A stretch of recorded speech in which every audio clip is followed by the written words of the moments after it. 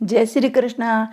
आज हम श्री धर्मराज जी के व्रत कथा उनकी कथा सुनेंगे कि कार्तिक के महीने में, माह के महीने में धर्मराज की कथा जो संक्रांति से लेकर 12 महीने तक सुनता है उनको धर्मराज जी हमेशा खुश रखते हैं। एक समय की बात है, निमिषारण्य में सोनकाधिक 88 जा ऋषि उन्होंने परम श्रद्धा के साथ पुराणों के मर्मज्ञ सूजी महाराज से कहा, हे भगवान, हम आपको मुखारविंद से धर्मराज जी की कथा, उसका विधि विधान महात्म्य सुनना चाहते हैं, सो आप कृपा करके हमें सुनाइए। सूजी बोले, हे ऋषियों, आप लोगों ने मनुष्य के कल्याण की कामना से मुझसे ये प्रश्न पूछा है, अतः आज मैं आप लोगों से धर्मराज जी की कथा संक्षेप में सुनाता हूँ। सारे तीर्थ व्रत आदि करने वाले, नाना प्रकार के दान करने वाले भी मनुष्य जिनके उद्यापन को किए बिना सुख के भागी नहीं हो सकते, उस विषय में आप लोगों को इस लोक में सुख और आगे स्वर्ग की प्राप्ति के लिए धर्मराज जी की श्रेष्ठ कथा कहूँगा। आप लोग विश्वास रखकर श्रवण करें।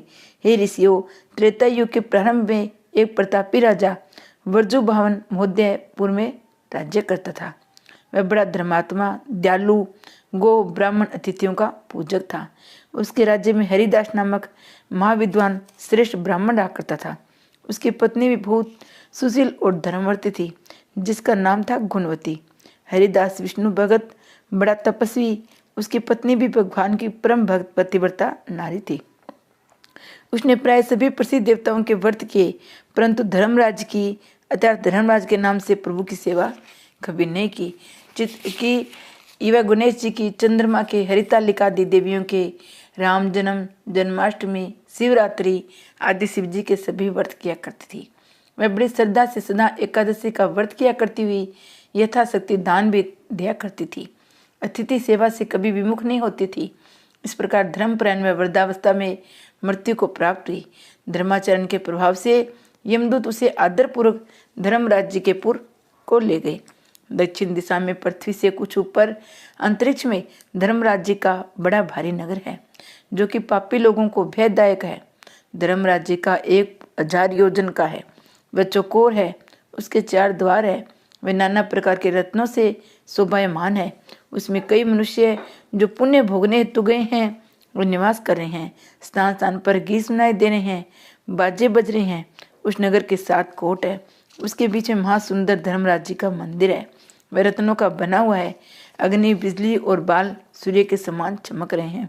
उसके दरवाजों की पेड़ियां स्फटिक मणि की है। हीरे की कड़ियों से आंगन चमक रहा है। उसके मध्य में रतन जड़े सिंहासन पर धर्मराज जी भगवान विराजमान है।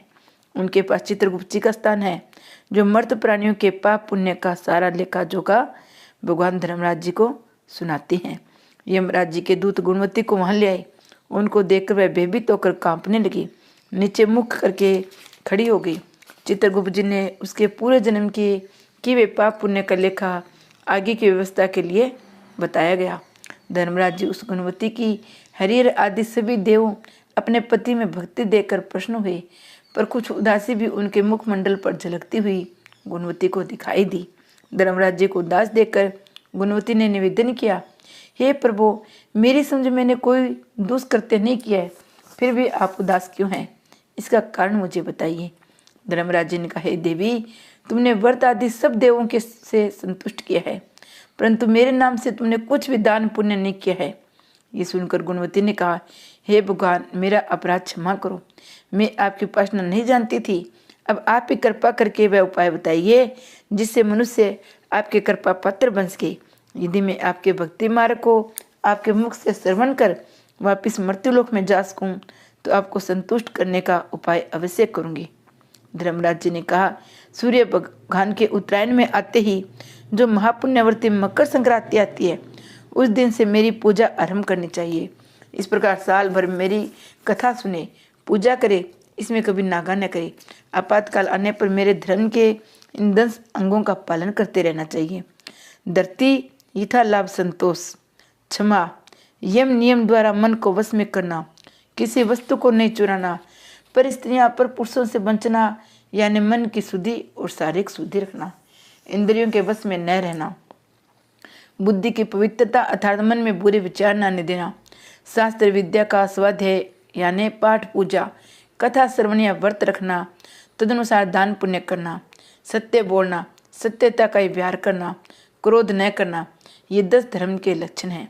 मेरी इस कथा को नियम से सदा सुनते या पढ़ते या सुनाएंगे, यथाशक्ति दान पुण्य परोपकार भी करते रहे। जब साल भर बाद फिर मेरी मकर संक्रांति आवे तब उद्यापन कर दे। सोने की असमर्थ हो तो चांदी की मूर्ति बनावे। विद्वान ब्राह्मण के द्वारा पूजन हवन आदि करे। मूर्ति की प्राण प्रतिष्ठा कर पंचामृत से स्नान करके षोडश मंत्र से उसकी पूजा करे। मेरे साथ चित्रगुप्त जी की पूजा करे। मुझे सफ़ेद काले तिलों के लड्डू का नैवेद्य समर्पण करे। चित्रगुप्त जी को काले तिलों का लड्डू का भोग लगावे। हमारी पूर्ण संतुष्टि के लिए ब्राह्मणों को भी जिमावे। बांस की छाबड़ी में 5.25 सेर धान जमाड़ जो मुक्ता तुल्य मानी है, भयंकर गुरु या ब्राह्मण को भेंट कर देवे। स्वर्ग में चलने के लिए सोने या चांदी की निशानी भी दान देवे।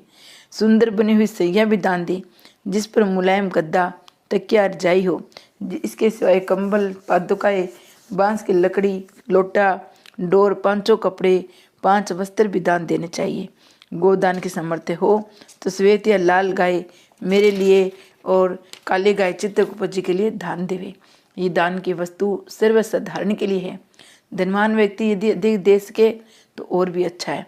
ये सब सुनकर गुणवती ने भगवान से ये अभय प्रार्थना की, हे प्रभु, यदि ऐसी बात है तो मुझे यमदूतों से छुड़ाकर फिर संसार में भेजिए, जिसे मैं आपकी व्रत कथा का प्रचार कर सकूं।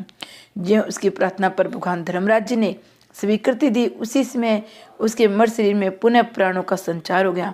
उसके पुत्र आदि कहने लगे, बड़ी प्रसन्नता है, हमारी माता जी पुनः जीवित हो गई है। इसके अनंतर उन गुणवती ने अपने पति पुत्र आदि को सब बातें कही जो धर्मराज जी ने मनुष्य के कल्याण के लिए कही थी, और खुद ने भी व्रत शुरू कर दिया। मकर संक्रांति से उसने प्रतिदिन धर्मराज जी की पूजा और ये कथा आरंभ कर दी। स्वर्ग में जाने के लिए दान पुण्य आदि कर्म भी आरंभ कर दिए। इस प्रकार वह गुणवती साल भर में धर्म कथा सुनकर धर्म के 10 अंगों का पालन करके मृत्यु उपरांत जब स्वर्ग में पहुंची तो देवता ने उसका आदर किया। वह सदा स्वर्गीय भोगों को भोगती रही। सूत जी महाराज ने शौनकादिक ऋषियों से कहा, हे मुनियों, जिस घर में स्त्री या पुरुष इस धर्मराज जी व्रत कथा को श्रद्धा से प्रतिदिन पढ़ते या सुनते हैं, वे दुखों से मुक्त हो जाते हैं। इसमें कुछ भी संशय की बात नहीं है। मृत्यु काल में यमदूत जो लेने आते हैं वे भी उसको आदरपूर्वक ले जाते हैं, और धर्मराज जी भी उसे सदा सुखी रखते हैं। यदि उन मनुष्यों के कुछ पाप बाकी है तो सिंगरी पाप नाश का उपाय बताकर सिंगरी पाप मुक्त करने में सहायक बन जाती हैं। गुरुड़ पुराण आदि में लिखा है, पापी लोगों को यमदूत महान कष्ट पहुंचाते हुए ले जाते हैं, परंतु धर्मराज जी की कथा करने वाले यमलोक मार्ग में भी कष्ट नहीं पाते हैं। ये प्राणी सिंगरी स्वर्ग और मोक्ष तक को प्राप्त हो जाते हैं। जय धर्मराज जी की जय हो, जय चित्रगुप्त जी की जय हो। ये कथा कार्तिक के महीने, माघ के महीने, कभी भी मकर संक्रांति से 12 महीने तक सुन के दान पुण्य करे, उद्यापन करे। जय हो धर्मराज जी की जय हो।